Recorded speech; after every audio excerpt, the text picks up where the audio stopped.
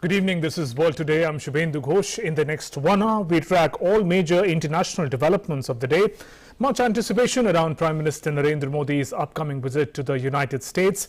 There is first in-person Quad meet and Prime Minister's address at United Nations General Assembly. Also, first in-person bilateral between Prime Minister Modi and US President Joe Biden. Our special focus on these developments in the show today. In other stories, Canada's Justin Trudeau returns to power third time but falls short of majority in the House. Those big stories and more. First, the headlines.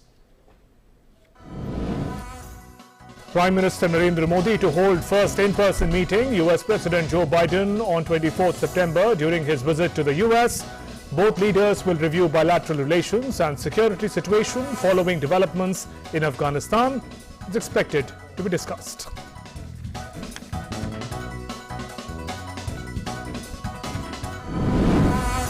Prime Minister Modi will participate in the COVID Global Summit hosted by US President Biden during his US visit. PM Modi will also hold Quad meeting and address United Nations General Assembly.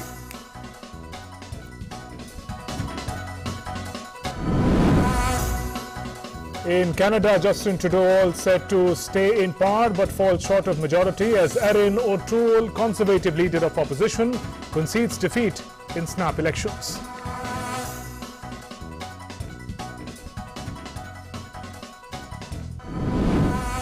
Sudan thwarts an attempted coup by army officers and civilians loyal to the regime of ousted dictator Omar al-Bashir. Sudan government says army troops liquidate the last coup pockets in Al-Shargab barracks, a sprawling military complex on the outskirts of Khartoum.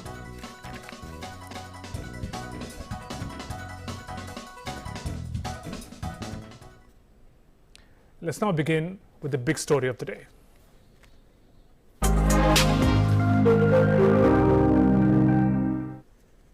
Prime Minister Narendra Modi will begin his visit to the United States tomorrow. During his 5-day visit from September 22nd to September 26th, Prime Minister will participate in an array of programs. Addressing a media briefing, India's Foreign Secretary Harshvardhan Shringla said PM Modi will hold bilateral talks with the leadership of United States. He's also scheduled to participate in the Quad Summit and will address the United Nations General Assembly. The main elements of the program are bilateral meetings with the US leadership, participation in the Quad Leaders Summit, address at the UN General Assembly, and business interactions. One of the highlights of the visit is the Prime Minister's meeting with the US President, President Joe Biden in the White House. The Prime Minister has met President Biden in his earlier capacity as Vice President, but this is the first in-person meeting as President of the United States of America. The Prime Minister will participate in the COVID-19 Global Summit as well, hosted by President Biden tomorrow. And Prime Minister Modi will hold bilateral talks with United States President Joe Biden on 24th of September. This will be the first meeting with Biden after he became President of United States. The leaders are likely to discuss ways to bolster relationship between the two countries. PM will also participate in a global COVID-19 summit hosted by President Biden. At their bilateral meeting on the 24th of September, the Prime Minister and President Biden will review the robust and multifaceted India-US bilateral relationship. They will also discuss how the comprehensive strategic global partnership between our two countries can be enriched further. The two leaders are expected to discuss how to bolster bilateral trade and investment ties, strengthen defense and security collaboration, boost the strategic clean energy partnership, explore new avenues in emerging technologies, including through R&D, innovation, and industry linkages. And the two leaders are also expected to discuss the current situation of crisis in Afghanistan. The bilateral meeting would also feature current regional security situation following recent developments in Afghanistan, our stakes as a neighbor and a long-standing and preferred development partner of the people of Afghanistan. In this context, We would undoubtedly discuss the need to stem radicalism, extremism, cross-border terrorism, and the dismantling of global terrorist networks. And Prime Minister will also participate in the Quad Leaders Summit on 24th of September. The leaders from India, US, Japan and Australia are expected to discuss the emerging challenges in the Indo-Pacific and also vaccine partnership. The leaders will take ahead the discussions and review the progress since the last Quad Summit that took place in March this year. This is the first time that there would be an in-person Quad Summit. This would be on the 24th of September, held at the White House. Prime Minister will join Prime Minister Morrison, Prime Minister Suga and President Biden for the summit. 4 leaders will share views and perspectives on the regional situation and the emerging challenges, including in South Asia and the Indo-Pacific region, on how to work together to contain COVID-19, evolve a common approach to emerging technologies and a means of addressing climate change. The leaders will take stock of progress made since the March summit, especially in the COVID-19 vaccine partnership. They will identify new areas of cooperation that will reinforce the positive and constructive agenda of the Quad, including contemporary areas that will benefit the Indo-Pacific region as a whole. And on 25th of September, Prime Minister Modi will address the United Nations General Assembly. Foreign Secretary Shringla said that Prime Minister will be the first head of government to address UNGA at its 76th session. PM will talk about the issues ranging from cross-border terrorism, efforts to curb COVID pandemic and climate change. On the 25th of September, the Prime Minister will be the first head of state or government to address the United Nations General Assembly at its 76th session. While addressing the UN General Assembly, the Prime Minister would dwell on the important issues, including the regional situation, cross-border terrorism, global efforts to combat COVID-19 and climate change, and the need to reform multilateral institutions. And Foreign Secretary Harshvardhan Shringla today said that the new alliance between Australia, United States and United Kingdom, known as the AUKUS, is not relevant to the Quad. During a media briefing, he said AUKUS will have no impact on the Quad dialogue. AUKUS is a security alliance between 3 countries. We are not party to this alliance. From our perspective, this is neither relevant to the Quad, nor will it have any impact on its functioning. The Australians have clarified that they are working on a nuclear propelled submarine. That means propulsion is based on nuclear technology, but it would not have any nuclear weapons, and as such will not be in contravention with any of Australia's or international commitments with regard to the issue of nuclear proliferation. And speaking at a press conference, Foreign Secretary Harshvardhan Shringla said that non-recognition of Covishield by the United Kingdom is a discriminatory policy and impacts Indian citizens travelling to the country. He informed that the External Affairs Minister, Dr. S. Jaishankar, has raised the issue with his British counterpart and the matter will be resolved mutually. Here is a vaccine Covishield, which is a licensed product of a UK company. Manufactured in India, of which we have supplied 5 million doses to the UK at the request of the government of the UK. We understand that this has been used in the national health system, and therefore non-recognition of Covishield is a discriminatory policy and does impact on those of our citizens travelling to the UK. Honourable External Affairs Minister, from what I understand, has raised this issue strongly with his counterpart, the new Foreign Secretary of the United Kingdom. And I'm told that certain assurances have been given that this issue would be resolved. And as you saw, the Minister has said that these issues should be resolved at the earliest possible to mutual satisfaction. And Prime Minister Narendra Modi is all set to travel to United States to attend the first in-person Quad Leader Summit and also address the UN General Debate.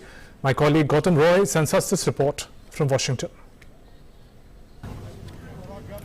Come 24th of September, the eyes of the world will be trained on the White House because this is where the leaders of the Quad will be meeting for the first time in person, because that is what is on the agenda on that particular date. The Quad has already taken major steps forward as far as cooperation amongst the 4 members are concerned. We saw in the last meeting that has taken place virtually that Quad had come up with 3 working groups. One, of course, on vaccines, where India is playing a major part, where providing vaccines to the world is concerned. Then, of course, there's climate change. We will see how that is taken forward in terms of addressing the entire Paris Agreement goals that are still being worked upon. India is a huge contributor on that front as well. Already, the only G20 country that is meeting all its commitments that are declared in terms of keeping temperatures down to 2 degrees Celsius or lesser. And of course, there's new and emerging technologies. It's also called critical technologies. There's another working group on that.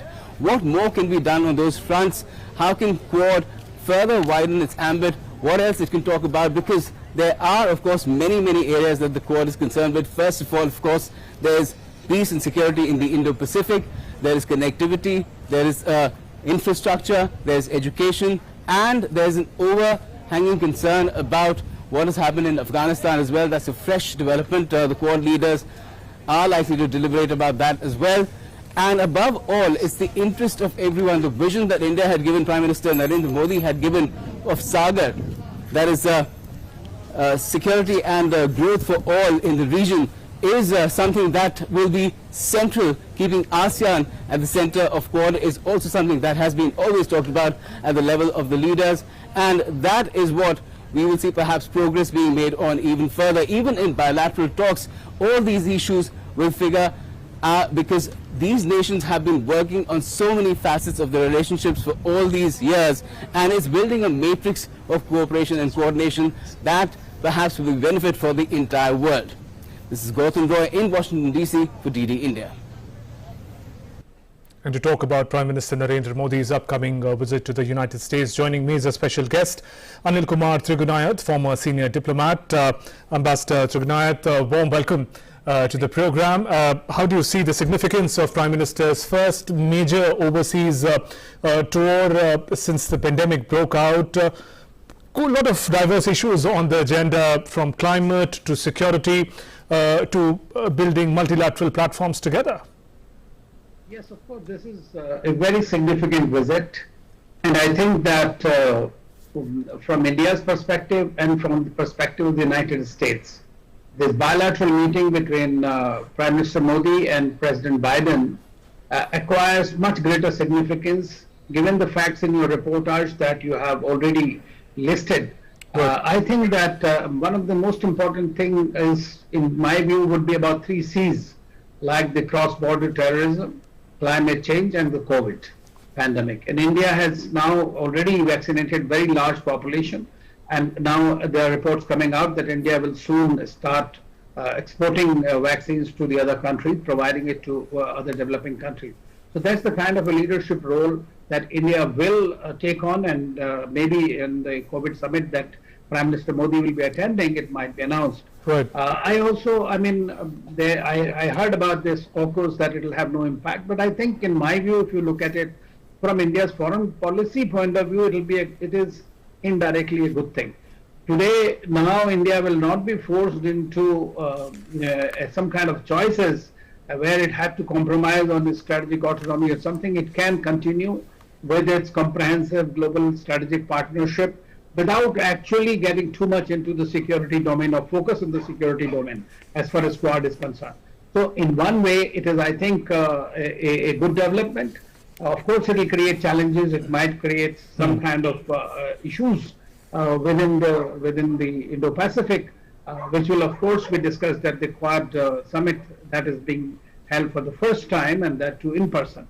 But the fact is that we have seen what the spirit of Quad was there last, the statement, which was very, very much beneficial to India in many ways. All the 3 things that were discussed, including an ability of enabling India to become a global value supply chain as far as vaccines are concerned, as a result of a joint effort by these 4 countries, I think it is going to be a major achievement, apart from the fact that they will work together on making this rule-based order and the free and open Indo-Pacific. Right. So if we talk about the Quad grouping a little more, this is the first in-person meeting of the four leaders. However, they did meet virtually in March this year, but much has changed as far as the global order, as far as the order in the Indo-Pacific is concerned since March this year. I'm referring to the Afghanistan crisis. How do you see these developments will sort of lead to some sort of evolved priorities for the leaders to ponder upon? Well, I think that Afghanistan is going to be the key issue in every bilateral or multilateral, trilateral or UN. Yes. Everywhere we will see that Afghanistan is going to be a key issue. But personally, I feel that... Right. Ambassador Trigunath, I'll just have to stop you for a moment. An important breaking news is coming in, and we'll just get some updates on that. In fact, there's a tweet by Prime Minister, if you can have it on the screen. Prime Minister has tweeted and said, he had spoke to my friend President Emmanuel Macron of France on the situation in Afghanistan. Prime Minister says in the tweet message, we also discussed closer collaboration between India and France in the Indo-Pacific. We place great value on our strategic partnership with France, including in the UNSC. Prime Minister's tweet message coming in of great significance ahead of his visit to the United States. My colleague Amritpal Singh joins us on the phone line. Amrit, there have been many deliberations going on as far as security in the Indo-Pacific is concerned. Important message coming in from Prime Minister with his conversation with French President Emmanuel Macron. How are we to interpret it? That's right, Shubhendu. The Prime Minister called the French President about an hour and a half back, and the two leaders discussed at length, as the Prime Minister has tweeted, the situation in Afghanistan. They discussed about collaboration between India and France in the Indo-Pacific, which is of great significance given the recent developments, including the sort of what France, recalled is when France recalled its ambassadors from the US and Australia, and also cancelled the defence ministers' level talks with the UK. So showing its disapproval of the way its 40 billion deal was cancelled. But though India does not have anything directly to do with it, and India's chose not to react to that development, but surely France is an important player in the and looks at Indo-Pacific and is in line with how the rest of the world, especially the Western world, thinks about, perceives Indo-Pacific and sees India as an important country when it comes to playing a role in the Indo-Pacific. So if the Prime Minister of India and the President of France talk about Indo-Pacific and discuss Indo-Pacific, this assumes significance.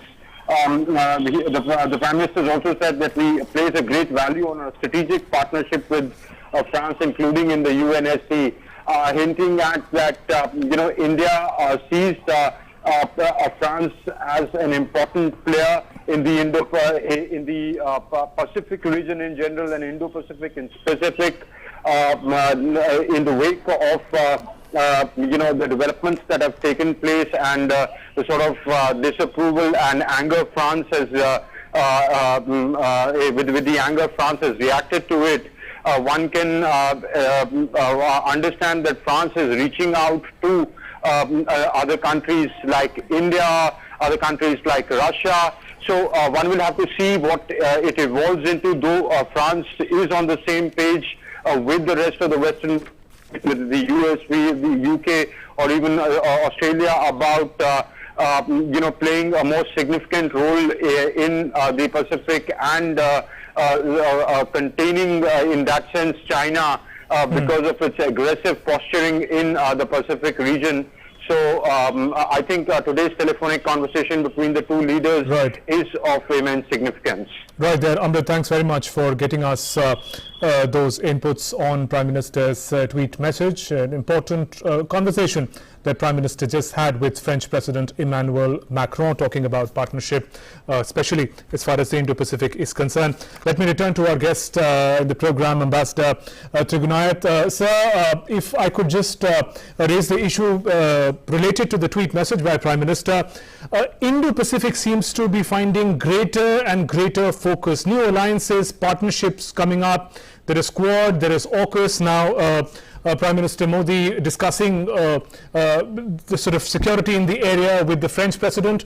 How do you see the implications of this? Well, the thing is, it has clearly conveyed that the Quad meet that is going to happen will have nothing to do as far as India's relationship with France is concerned. As Foreign Secretary himself said, that the AUKUS is a security alliance among the three countries. Right. It directly does not impact us, that is true. But at the same time, we have a relationship with a very dependable relationship with France, and many would argue that it is far better, more dependable partner. And therefore, I think that what Prime Minister has done, and France also plays a great role in India's defense sector. And in the United Nations Security Council, more or less always stands with India whenever needed. So I think that keeping that relationship in mind, Prime Minister spoke to him and must have assured, because you know that French President is not going to the UN Security Council. They have recalled their ambassador from the US. They have really miffed. Their foreign minister will read out a message on the last day, and therefore we'll have to see how worse the relationship between the US and France could become. Right, but sir, do you see the Quad? Right, but do you see a degree of complexity that seems to be coming into the international ties, where we see France feeling agitated with the AUKUS grouping and the defense deal that are taking place, and here India and France coming together as far as Indo-Pacific is concerned. So do you see a certain complexity emerging on the surface? Well, if you know that the France has always been a very major player in the Indo-Pacific, yes, and the European Union has also come up with a new Indo-Pacific strategy. Now France has many bases, as you know, and therefore India has been working with them for interoperability and usage of those bases and all that with France. So it is not that the meeting is basically just to assess, I think, the French standpoint what is there, because during the Quad also you will see that this will be one of the major agenda items of discussion among all the four leaders, exactly what US wishes to achieve by going through this AUKUS and completely sidelining France in that process. It is not a purely economic matter, but I feel that why it would have been provoked into going ahead with this, which would have been discussions must have been going on, is that India still wishes to maintain its strategic autonomy. Right. It still says that Quad is not against any country. It wants an inclusive kind of a systemic space within the Indo-Pacific. So the only country that has been trying to, in the last few months, has been trying to call out is Australia. And the UK, of course, after the new government came, has had problems with China. And so US found these two partners very good, apart from the fact that they have got back this big deal with with Australia. So it's complicated. Right. If we quickly touch upon two more issues related to Prime Minister's visit. One would be managing the COVID pandemic, where India would have its story to tell, and also the way in which developing countries could partner and also benefit from equitable vaccine distribution. And the second one, first in-person meeting between Prime Minister Modi and President Joe Biden. A lot of expectations from that as well. Yes. No, as far as the COVID is concerned, I think that India has shown to the world that it truly believes in what it says. That is Vasudhaiva Kutumbakam. In the first phase and even the second phase, and throughout from the very beginning, India has been assisting it and has been fighting for the cause of the vaccine apartheid that exists essentially against these. That's the reason India has been also working on the waiving of the intellectual property rights in the WTO. So I think that will also be discussed with the US, and US has already supported India in that quest. So I think that vaccine diplomacy of India has been one of the, I would say, one of the success stories as far as Indian diplomacy is concerned, as the great projection of India's soft power in that sense of the term. As far as the bilateral visit is concerned, there has always been a lot of media publicity about whether how will the visit go, how will the two leaders react. But Prime Minister Modi has met President Biden when he was the vice president. They have spoken on the phone. Last, of course, was 26th April, and they have met on the sidelines of the March Quad Summit, which was virtual, in G20 and all. So they have discussed issues, but bilaterally, I think it's the best time for the relationship in many ways, because USA treats India as nearly a NATO partner in that sense of the term, when it looks at India from a security imperative. So I think then India is a very big market. India's defense market, the Americans will try to continue to pitch for a dollar to dollar, I think, and that is very important. Technology transfer, green technologies, climate change, we have had differences. We just had John Kerry here. So how to bridge those differences, because India has been working on International Solar Alliance. USA was supposed to sign on this. So we don't know, how it will produce, how it will move, basically. So there are a lot of these bilateral issues. I don't know about the trade, whether we'll be able to finalize that mini trade deal that we have been talking about. Of course, there are many issues apart from Afghanistan. There are so many hotspots. There are news that USA is trying to retract from the region. So we'll have to look at it. But most importantly, from India's point of view, is to brief the Americans about the role of Pakistan, which is totally misread, in my view. And that's why Pakistan continues to remain a haven of terrorists. Right, a lot to look forward to Prime Minister's upcoming visit to the United States. Ambassador Tribhunath, I request you to please stay with us while we get some political updates from Canada. A couple of things we'd like to discuss on that with you as well. In a major breakthrough, Justin Trudeau-led Liberals have won the Canadian parliamentary elections, but he failed to gain an absolute majority. Trudeau, who is in power since 2015, had called the elections last month. The polls were called 2 years ahead of schedule by Prime Minister, in anticipation that the boost in his popularity provided by his handling of the pandemic would give him a majority that he was denied earlier in 2019. Earlier, leader of Canada's main opposition, Conservative Party, Erin O'Toole, conceded defeat after failing to block Prime Minister Trudeau's Liberals from securing a third term. Addressing the media, Justin Trudeau thanked people of Canada for voting him back to power. This election has confirmed that our democracy and our institutions remain strong. And to my fellow Canadians, there is no greater honor than serving you and serving this country. If you voted for our party, thank you. Thank you for putting your trust in our team to keep moving forward for everyone. And if you did not vote for us, I want you to know that we will stand up for you and work for you every single day. And Trudeau also said his government is all prepared to meet the expectations of people of Canada. He added his party will finish the fight against COVID-19 and is going to move the nation forward. You are sending us back to work with a clear mandate to get Canada through this pandemic and to the brighter days ahead. And my friends, that's exactly what we are ready to do. I see Canadians standing together in your determination to end this pandemic, together for real climate action, for $10 a day childcare, for homes that are in reach for middle-class families,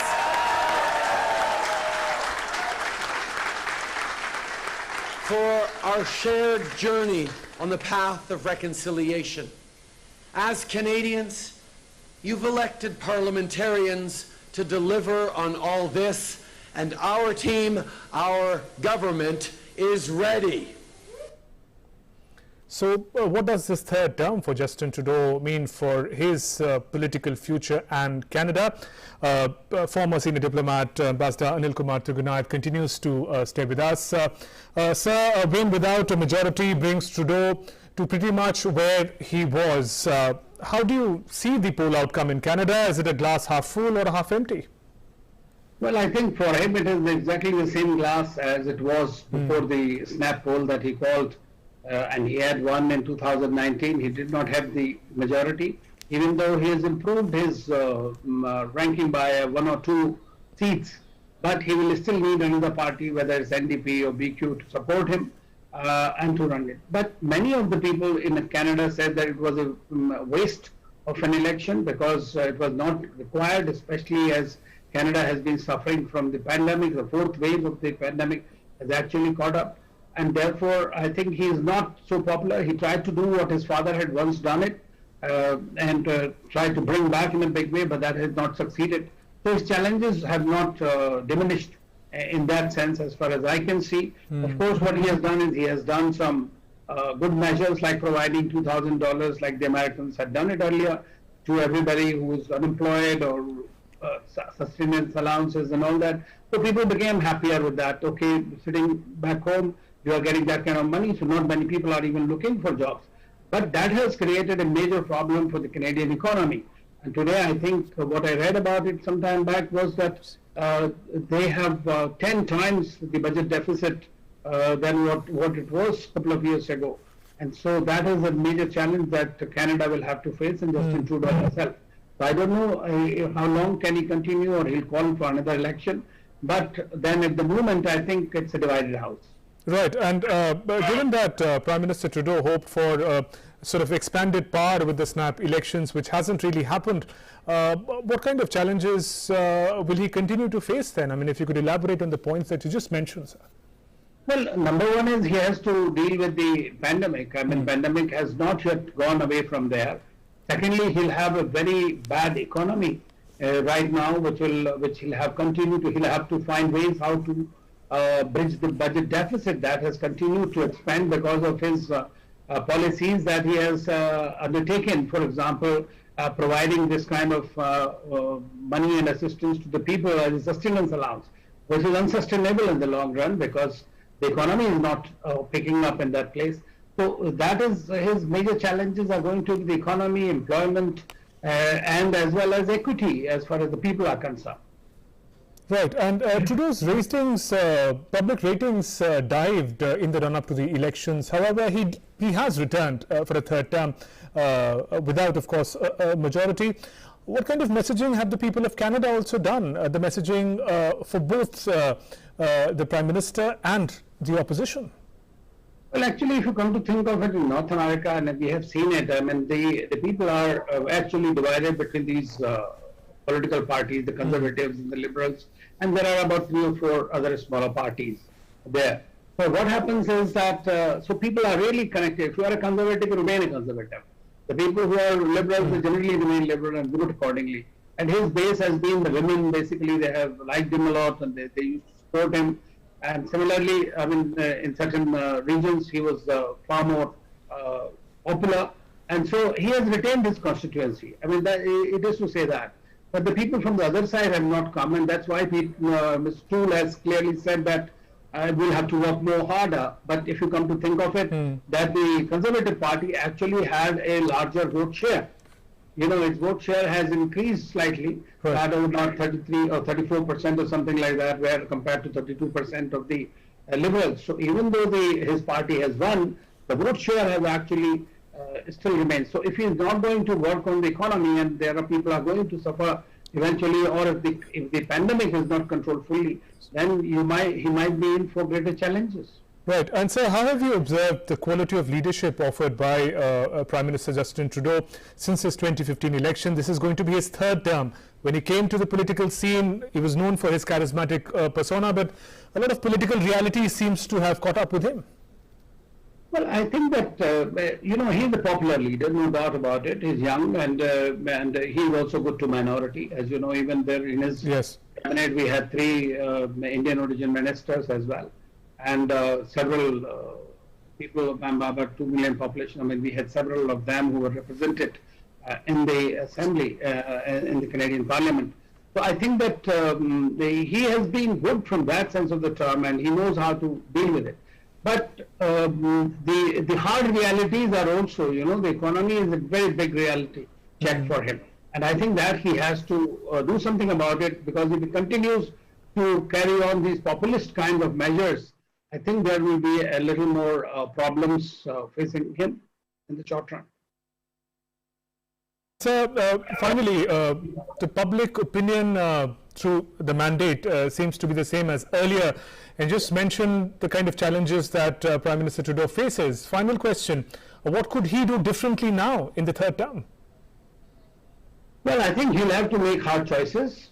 It is not really the third term for him in that sense of the term, because now if the situation, as you know, that the Conservatives will have to work much harder, and their leader is not as charismatic as Trudeau is, and so he was able to retain his backing completely in the political base, so to say. But what he has to do now is he has to find ways exactly that the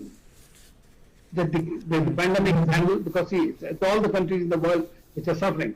But Canada also had its own views.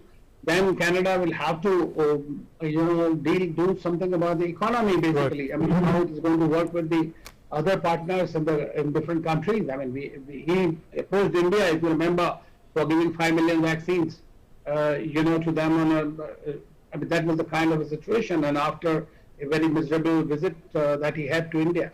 So we know that is a problem, but he has to really work on his domestic issues. I mean, they are the ones which are going to eventually. Right now, he has got the mandate. He needs to work on it, but he needs to work for more industries, more different kind of economic models. They'll have to work on, I think, because all these countries in the West, if you come to think of it, are running up against the wall as far as their economies are concerned. Right. On that note, Ambassador Trigunath, thanks very much for joining us on World Today and sharing your perspective. Moving on, British Prime Minister Boris Johnson met with South Korean President Moon Jae-in at the meeting of world leaders in New York. Johnson urged leaders of the world's major economies, including the US, to deliver on their commitments towards a $100 billion per year climate fund. With less than 6 weeks to go before the UN Climate Summit, Johnson and UN Secretary General Antonio Guterres hosted a roundtable of world leaders on Monday to address the major gaps on emissions, targets and climate finance. Boris Johnson also met with Emir of Qatar, Sheikh Tamim bin Hamad Al Thani, on the sidelines of the 76th session of United Nations General Assembly in New York. And United Nations Secretary General held a meeting of world leaders, after which he called for help from all countries to take action against climate change. With less than 6 weeks to go before the world leaders convene for a major climate summit in Glasgow, UN chief asked for solidarity to avert the climate catastrophe. Bottom line is that we need decisive action now around net zero commitments from all countries and the private sector. We need decisive action now to avert climate catastrophe. I'm fully ready to support Prime Minister Johnson and his team in their constant efforts to bring the world back on track. Will the developed world finally materialize the $100 billion of annual support to developing countries, and if possible more? We are not yet there. This is an area where I'm hopeful we will be able to make serious progress in COP in Glasgow. And after the leaders' roundtable on climate action, Britain Prime Minister Boris Johnson said the upcoming 2021 United Nations Climate Change Conference, known as COP26, will be a turning point for the world. Johnson says the developing world is bearing the brunt of catastrophic climate change, and it is the developed world that over 200 years has put the carbon in the atmosphere. He added it is up to the developed world now to help the others. COP26 is a turning point for the world, and it's the moment when we have to grow up and take our responsibility. It is the developing world that is bearing the brunt of catastrophic climate change in the form of hurricanes and fires and floods and the real long-term economic damage that they face. And yet it's the developed world that over 200 years has put the carbon in the atmosphere that is causing this acceleration of climate change. And so it really is up to us to help them. Moving on, let's take a look at the updates on the COVID-19 front from around the world. As of now, over 22.97 crore people across the world have contracted the COVID virus, while over 20 crore 64 lakh people have also recovered worldwide. More than 47.11 lakh people have lost their lives to the coronavirus globally. United States, continues to be the worst affected since the start of the pandemic and remains so as the Delta variant has accelerated the case tally. US has more than 4 crore 30 lakh cases reported of COVID-19 and over 6,93,000 deaths have been reported in the country so far. The United States will ease travel restrictions for international visitors who are vaccinated against COVID-19 in November, including those from India, UK, Brazil and most of European countries. According to the White House Coronavirus Response Coordinator Jeff Zients, non-citizens visiting the US will have to show proof of vaccination and a negative COVID test taken within 3 days of departure. The changes will take effect in early November, which the airline industry expects will spur holiday bookings.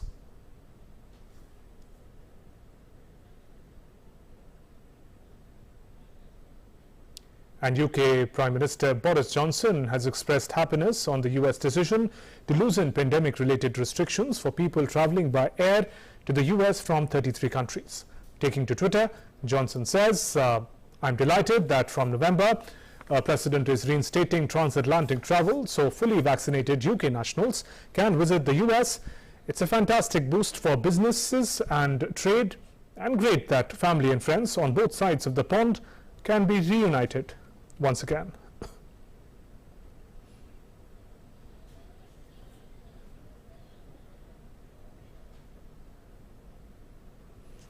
And United States Ambassador to the United Nations, Linda Thomas-Greenfield, stopped by a COVID testing and vaccination van outside of the UN office on First Avenue on Monday. She said that she wanted to make sure that everyone saw that she got tested, and she doesn't see herself as an exception. She set an example, hoping that everyone takes the leadership to do so, that this event does not become a super spreader event. New York City has set up a van outside of United Nations for the week to supply free testing and free shots of the single-dose Johnson & Johnson vaccine.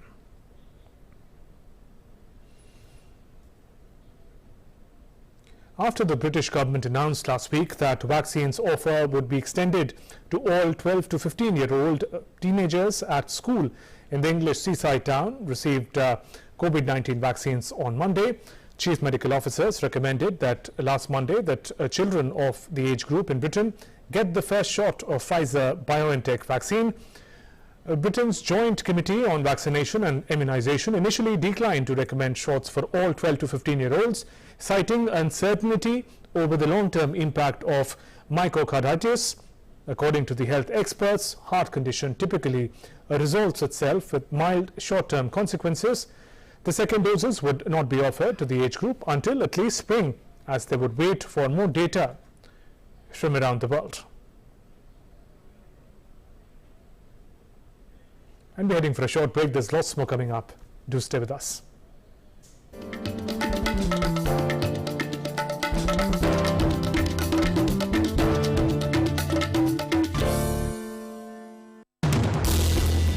As the day unfolds and news and events take shape, we get you complete coverage of every news breaking in, tracking new developments as they happen. Midday Prime English, Monday to Friday, 2 p.m. on DD India.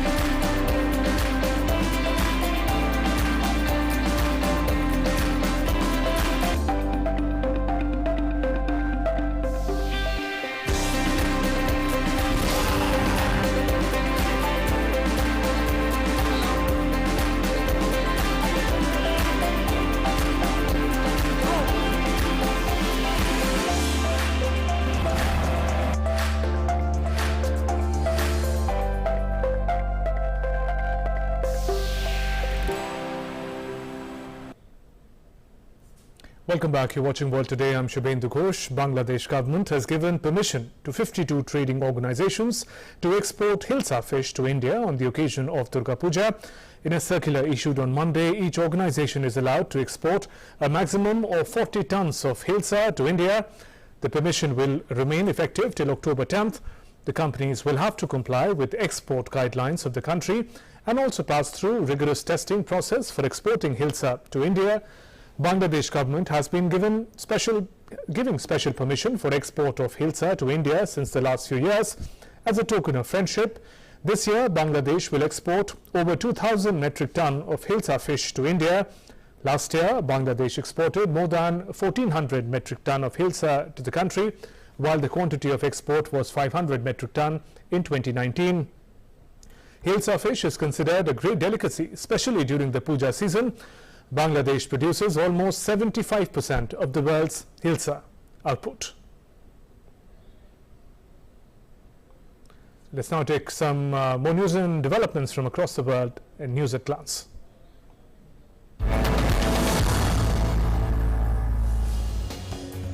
The incumbent United Russia Party won the elections to the State Duma, the lower house of Russia's parliament. United Russia got 49.82% votes in the State Duma elections. According to the Central Election Commission, the Communist Party came second after securing 18.93% votes, and the Liberal Democratic Party was third with 7.55% votes. Sudan has thwarted an attempted coup by army officers and civilians loyal to the regime of ousted dictator Omar al-Bashir. Sudan government said army troops liquidated the last coup pockets in Al-Shagara barracks, a sprawling military complex on the outskirts of Khartoum. Military policemen were deployed across the city, but life in Khartoum appeared mostly normal by mid-morning, with cars and pedestrians plying the streets. Lava flowing from Spain's Canary Islands' first volcanic eruption in 50 years has forced the evacuation of 5,500 people and destroyed around 100 houses, but the streams were advancing slower than originally predicted. The Taliban has said Afghan girls will be allowed to return to school as soon as possible after their movement faced shock and fury over their effective exclusion of women and girls from public life. The hardliner spokesman meanwhile announced the remaining members of Afghanistan's new all-male government weeks after the militants seized Kabul in an offensive that shocked the world. World Today Desk, DD India. And now some stories from a more intimate world around us in Beyond Headlines. Dancers swung into action at the Buenos Aires World Tango Championships as part of the qualifying round for the tournament that brings together couples from around the world. More than 400 couples from 25 countries will participate in the competition, with judges keeping a sharp eye on these sultry dancers and their unique flair. The 2021 event also features workshops, classes and exhibitions. Winners of these championships will be announced on September 25th. Hoping to fight fires while easing the traffic problems, a group of Cambodian students has designed a prototype drone that can lift a human being up in the air. With 8 propellers and using a school chair for the pilot's seat, the drone was developed by students at the National Polytechnic Institute of Cambodia on the outskirts of the capital. The drone, named NPIC Human Carrier Drone, is equipped with 4 batteries and can carry a pilot weighing up to 60 kilograms. The drone can fly as high as 4 meters and for about 10 minutes. 14 black and white Magellanic penguins have been returned to the chilly seas off the Atlantic coast of Argentina after they were rescued and rehabilitated after suffering from malnutrition, hypothermia and dehydration. The boot-high penguins waddled down a windswept sandy beach after being released by conservationists, paused for photos with onlookers before taking the plunge back into the sea and swimming off to freedom. The Mundo Marino Foundation rescued the animals in February. Donned in red robes, jewelry, elaborate accessories and tattooed with traditional colors, girls in Nepal transformed into goddesses as locals worship them during Kumari Puja, a tradition that is believed to ward off bad luck and diseases. Girls less than 7 years of age usually participate in this tradition as they are believed to be the earthly incarnations of divine feminine energy, manifestations of the goddess known as Taleju, the Nepalese name for Hindu goddess Durga. People across China are holding folk cultural activities as the Mid-Autumn Festival nears to highlight the charm of the traditional Chinese culture. Voluntary activities themed wearing humph, listening to traditions and enjoying the Mid-Autumn Festival were held for children in Xiyang County, East China's Jiangsu province. In a class, a teacher dressed in humph, the traditional clothing worn by China's Han ethnic group in ancient times, told stories of the Mid-Autumn Festival to the children who put on humph as well as their hair in a bun. Moon cakes have been innovated with new decorations and flavors, but recently a Vietnamese baker has come up with a unique idea of recreating Vietnamese paintings on the surface of moon cakes by hand. This year's Mid-Autumn Festival in Vietnam has been named as Moon Cake Season. Amid this, young baker Nguyen Thi Thoi Duong has hand-painted replicas of iconic Vietnamese artwork such as Dong Ho folk paintings and the works of famous Vietnamese painters like Mai Trung Thu. The baker uses food coloring and a homemade paste of white kidney beans as the background, which is harder than painting on paper. From the dog with the longest ears to the world's tallest teenager, Guinness World Records reveals its latest record breakers in the 2022 edition of the popular book. The annual publication features an array of records and feats, including the fastest walking on hands and the most skips over a person's own hair in 30 seconds. World Today Desk, DD India. And now it's time for our history segment, where we look into the events that made news on this day in the past.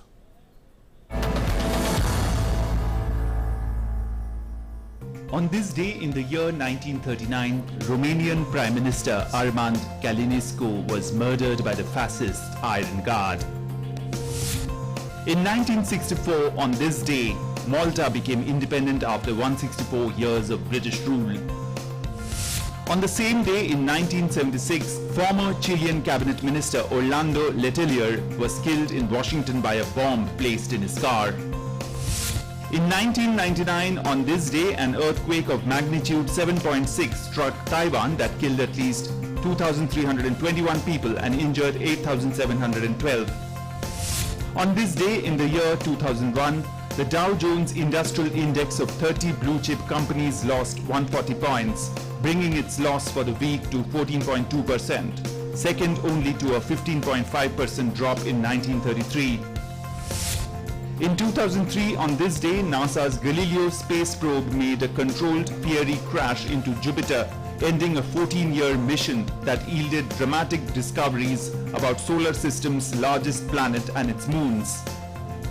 World Today Desk, DD India. And the BTS took center stage. The Korean pop stars at the UN. Over 1 million fans watched live with 6 lakh views.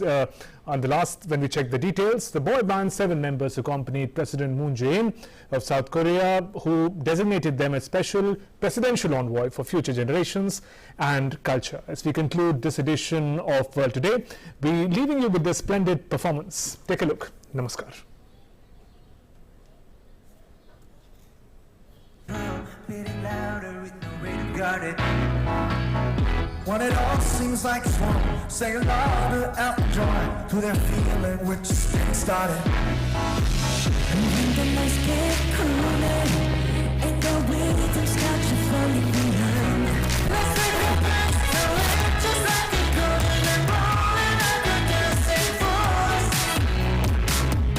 As we say, I wanna dance, the music's got me going and nothing that can stop how we move.